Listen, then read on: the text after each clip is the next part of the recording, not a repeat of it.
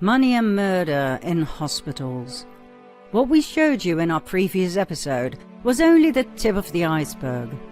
Every day, countless people die in hospitals worldwide because the holy protocols must be followed at all times. And those protocols kill people on purpose for money. Enormous amounts of COVID incentives. What could and should have been used for the benefit of the people turned into a murdering depopulation device. But not all healthcare workers could handle this insane reality. Their hearts stayed true to their patients. They fought for their lives, mostly in vain, as they were overruled by other doctors and nurses as soon as their shift was over. One nurse who openly stepped forward is Erin Marie Olszewski, Army combat veteran and registered nurse. She worked at Elmhurst Hospital, the epicenter of the epicenter, in New York City in March 2020 as a travel nurse during the first so-called COVID-19 wave. The things she saw there horrified her. Patients who were brought in for anything non-COVID related, who were even tested negative, were labeled positive just because of the money it brought in. They were drugged up with sedatives and put on ventilators, brought in by inexperienced staff and interns. A lot of these patients are really coming in with anxiety because they're scared. You know, they're worried and they're breathing fast and then they get all nervous. So this is how the people are like coming in. And a lot of them are on either Medicaid or Medicare. They're poor. They're from, a lower class. We're at a public hospital. They need the funding. So take them. They take them. And they tell them pretty much that if they don't get on a vent, then they're probably not going to survive. But the reality is, if they get on that vent, the likelihood of them walking out the hospital is slim to none. So you don't have actual doctors that know critical care, ICU doctors on these floors. There's a dentist, and there are residents with these. So residents are essentially students, and these people that are in vents are essentially being like, these residents are like practicing their skills on them. So they're practicing central lines, they're practicing like invasive procedures that are really unnecessary. A 37-year-old, he came in talking. He was very terrified. He was just like, totally alert, knew what was going on, and they convinced him to be on a vent. Now he's dead. I compare this hospital to a third world country. I've been in a third world country hospital in Iraq. The Iraq hospital is better than this one. Many patients died due to the use of improper settings by inexperienced operators, resulting in blowing out people's lungs. She witnessed gross negligence. She described how the resident physicians refused to consider treatments like vitamins and hydroxychloroquine that had turned out to be very successful in other hospitals, other states, other countries. Instead, patients were funneled towards ventilators where they were left to die. According to Olszewski, all of her patients died, mostly unnecessarily. Their loved ones were told they died of COVID-19. Their deaths were used to further falsify the statistics, and the mainstream media spread the lies and kept the real pandemic alive, the fear pandemic. Olszewski decided to speak up, but realized nobody would believe her, so she went undercover and filmed everything. He came in with a stroke. I know, that's what 26-1 was, a stroke. And no COVID, and now he's got COVID, and he's on a vent. He's not DNR, but we're treating it as DNR? Basically.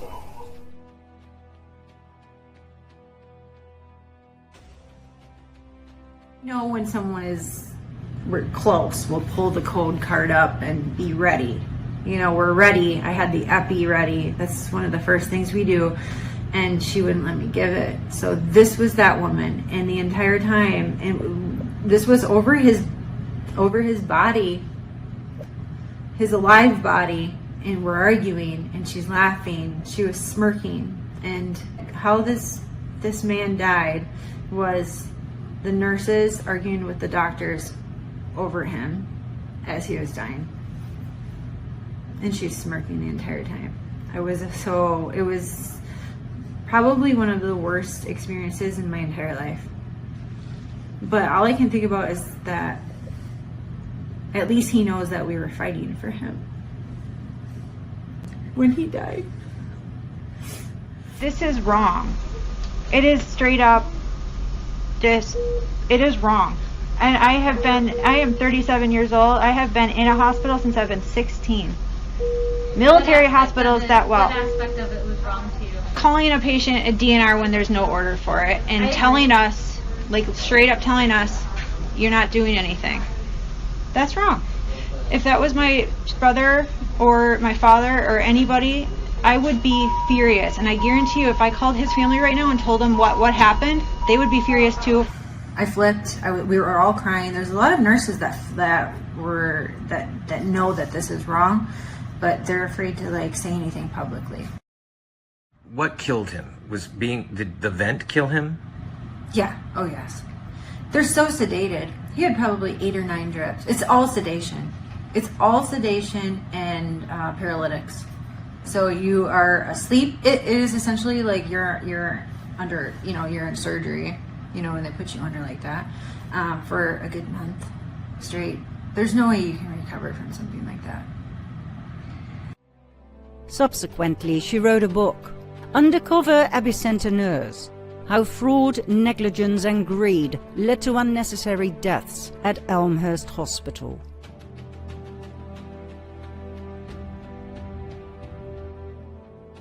I've been taking care of a patient for like a week right now, and this is my and I called him. And he's been doing great. He had a trach put in and he's been doing great. He's been talking and like, or communicating with me. He's telling me, like, laughing at my jokes and talking to his kids on FaceTime a couple days ago. And I told him that, I told his kids that he was doing fine. And he was. And today I was giving him, and they came in and they told me that I need to leave the room and I have to give report to somebody else. They took me from that unit and they put me in the emergency room, and they don't need me there, but they put me there, and I'm not even there like 20 minutes. I'm not even there 20 minutes and I hear a code being called in my room that I was just left, and it's him.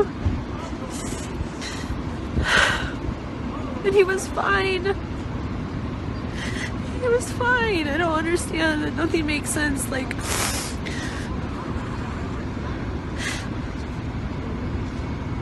why would they take me out of his room and put me in the ED, and then not 20 minutes later he's dead? It doesn't make sense. Like, did they kill him? He was my one patient that was gonna live. He shouldn't have died. I don't know what they did to him. Something's not right.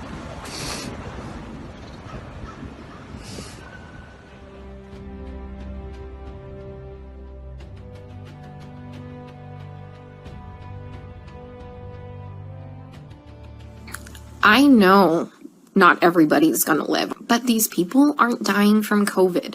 Let me give you several examples here. A patient had a heart rate of 40, and the resident started doing chest compressions on him, which is not what you do. You just externally pace them, or you give him some atropine. And then, I run in there to stop him from doing chest compressions on somebody with a fucking pulse. And then he decides to push epi. He throws some pads on him to defibrillate the guy. He has a heart rate of 40 and a stable bradycardic rhythm. We just need to give him some atropine and pace him. He fucking defibrillates him and kills him. The director of nursing was standing out there, and I'm like, can you stop him? He's going to kill that patient. He's going to kill that patient. And the director of nursing just shook his head, and I turned around, and he killed the dude. It's just here, they're just gonna let them rot on the vent. They're medically mismanaging these patients, and nobody is listening. They don't care what is happening to these people. They don't. I'm literally coming here every day and watching them kill them. It's like going in the fucking Twilight Zone. Like, everyone here is okay with this. The only way I can kind of put this into context for everybody is, and this is going to be kind of an extreme example, this is like really the only thing I can come up with, is like if we were in Nazi Germany and they were like taking the Jews to go put them in a gas chamber, I'm the one like there saying, hey, this is not good, this is bad, this is wrong, we should not be doing this. And then everyone tells me, hang in there, you're doing a great job, you can't save everybody, you're amazing, you're a great nurse. Guys, I know I'm a fucking good nurse. I know I go in there and I give it 500% every day. What I need is someone to help me save these people from being killed. Okay? From gross negligence and complete medical mismanagement. Can someone come up with like some type of a solution for me? Because I'm kind of out of ideas. When I try and talk with some of the other nurses here, and they're like, well, you can't save everybody. And they all know what's happening. They all agree with me, and they all just shake their heads. And I'm like, am I the only one who is not a sociopath to think that this is okay? They're murdering these people. I'm pretty sure that when you defibrillate somebody with a heartbeat of 40 and a stable rhythm, and you kill them, that's murder. And I'm pretty sure that when you put somebody's PEEP up to like 25 and PEEP doesn't go past, I think, like 15, 20, and you blow their lungs out and they die, I'm pretty sure that's murder. I've just watched a doctor drop a central line and rupture like the subclavian vein, and the guy bled to death. COVID didn't break that central line. COVID didn't kill that guy.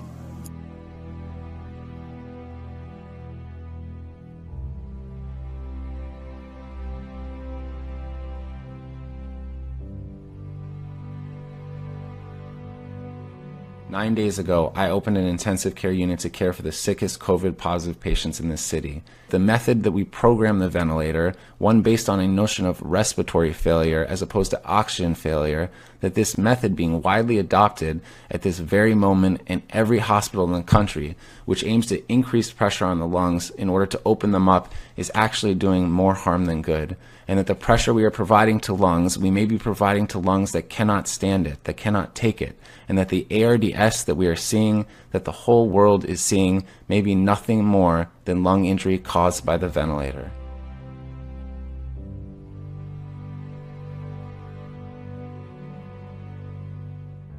I am a respiratory therapist, been doing this for 21 years. Basically right now, and the way it has been the last couple of months, when they locked us down, is that any patient that came in with a respiratory problem was labeled COVID. Now that doesn't matter if it's you got stage 4 lung cancer and pancreatitis and heart disease and liver failure and everything else. You're still, because you come in with breathing problems, you're labeled a COVID patient. Maybe they died, then they would die of COVID and not of stage 4 lung cancer. So you have to recognize that if every single patient is under COVID investigation and dies, then that goes into a COVID death, and they're showing the numbers like a football game to scare you. They're showing you loading bodies into a tractor trailer to scare you. I've never in my career ever seen bodies loaded into a tractor trailer. It just doesn't happen. I wonder if those were even bodies. I really don't believe it. All of this stuff is fake, okay? Look at our ventilators. This is non-invasive ventilation here, CPAP or BiPAP. This is a mask that gets strapped on you, and we can help you breathe with that. We're not allowed to use those. Since COVID came out, they said absolutely not. You have to let the patient crash and go straight to a ventilator. I'm not completely convinced this is a virus, and I've been doing this a long time. Do your own homework. Do your research. Y'all need to be asking some really hard questions here, and questioning your government, and questioning the people in charge, and also questioning your doctors, because the doctors believe this stuff just as much as everybody else does, but they're not looking at the real information. All they're doing is they're told something, and hey, guess what? They got lives, they got jobs, they got everything else you got plus some. They're not going to go look it up. They look up the little things that they're told to look up, and that's it, just like anybody else would. Okay, so, you know, these questions really have to be asked. And they're shutting the world down. The world. Okay? And they're putting our kids and grandkids in severe debt that will never be paid off.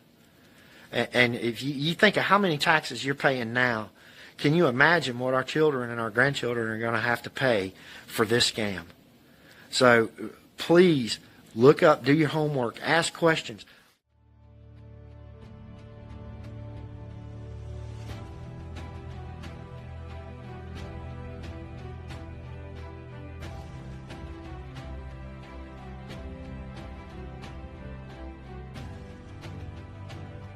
How was this even possible?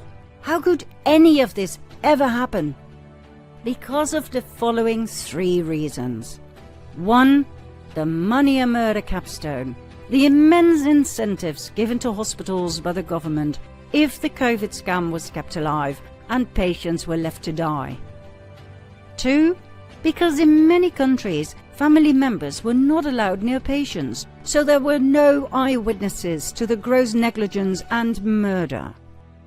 And 3. Because, for instance, in the case of New York, Senator Cuomo had signed an executive order stating that no doctor or nurse could ever be held liable for anything gone wrong to the patients in New York City during the pandemic. They had carte blanche to do anything.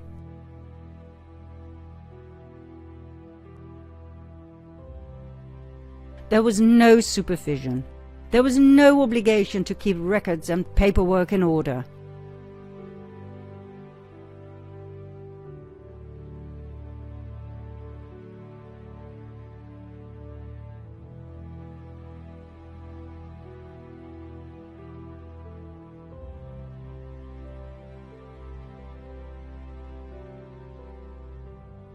These 3 ingredients turned out to be fatal for countless innocent people who were brought in thinking they were in safe hands. Not just in New York, but throughout the country and the rest of the world. There are many more healthcare whistleblowers. We urge you to find them on the internet, for instance via the highly recommended Stu Peters Show.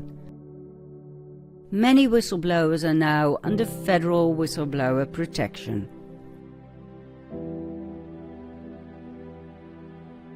COVID patients in America's hospitals today are actually being treated worse than prisoners in American jails. They are being held hostage and segregated from loved ones.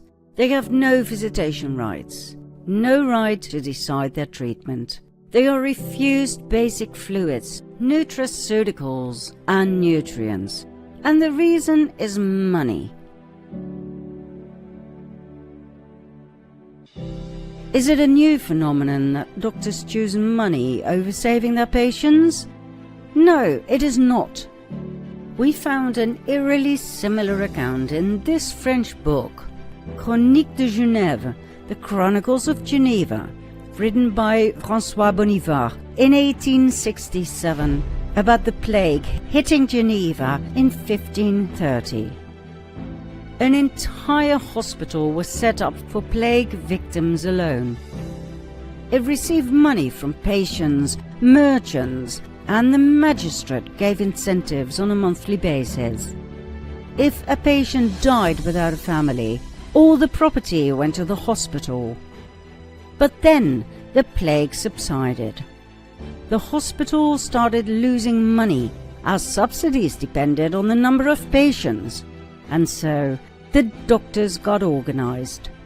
They began to cut the plague ulcers from the bodies of the dead. They dried them and ground them into powder, which they spread on door handles in the dead of night. That's right. They went from house to house downtown Geneva and secretly and intentionally spread the plague among healthy citizens in order to raise the numbers of patients and thus the number of financial incentives. But one of the doctors got tired of these nightly adventures. After all, he had to care for his patients during the day as well. Double shift, so to speak. He became careless and threw a bundle of dust into the crowd during the day. But the dust smelled awful, and the people recognized it as the foul smell of the Black Death. The doctor was arrested and tortured until he named each and every doctor and nurse who was involved in this murderous scheme.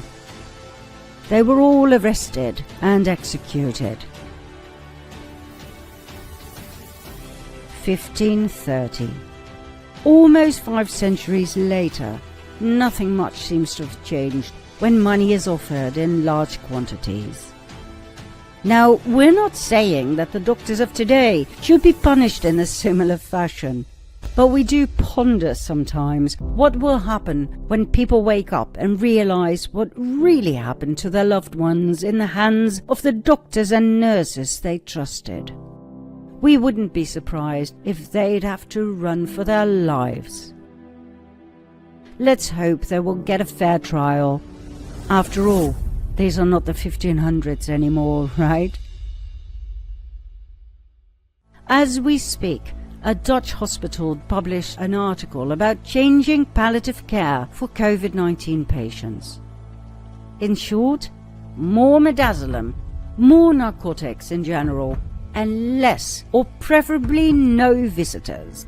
No visitors? No eyewitnesses to the murder of innocent loved ones who are too drugged up and too confused to defend themselves.